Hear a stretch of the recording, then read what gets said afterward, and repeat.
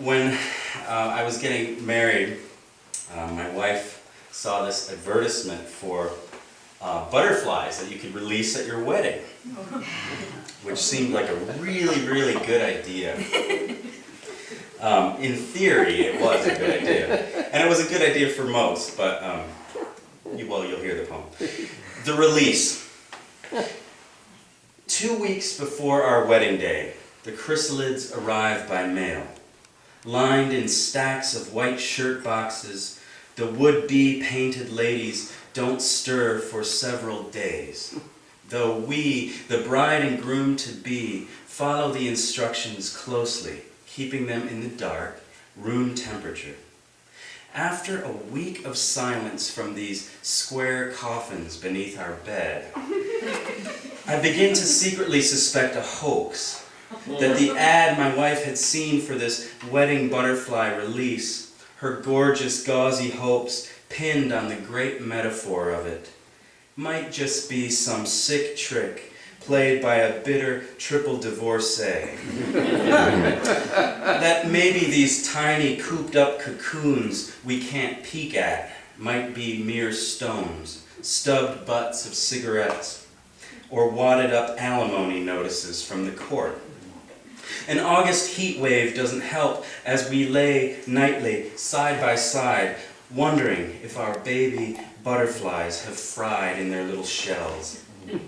Until one evening comes the first scratch, a skittery twitching in one of the boxes, then another as we lean in, all ears, giddy as a couple kids listening to popcorn kernels bursting into bloom. The night before the wedding, we open the boxes to see the cocoons, a field of bronze, unearthed seeds, some stirring, others wobbling from side to side, itching to escape. I'm not too big on insects, born or unborn, so I watch as my fiancé scoops them up one by one with a plastic spoon, placing them into the small white cardboard pyramids, each secured with a silver ribbon.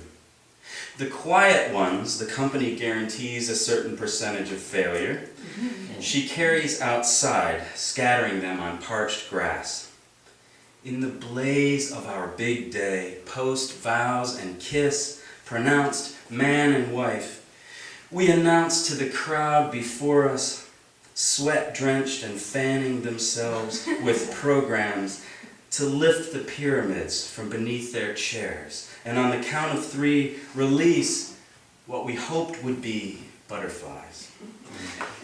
Thank goodness that in the collective gasp and delight of the flapping of hundreds of wings upward, no one noticed, not even my new wife at first, as my butterfly, though freed from its cocoon, spiraled, dead already, down to the stone step of the outdoor altar, to bounce inaudibly and broken-winged into the bushes below. Horrified for a moment, looking down there for the lost corpse, I smiled and smoothed my wedding suit as it was time to march arm in arm toward the horse-drawn carriage. I hadn't time to dwell then on the grand, hopefully meaningless implications of my insect's aborted flight, but knew deep down already this would not be the last time a metaphor would let me down. There's more to life, of course, than stupid metaphors, and hers at least soared.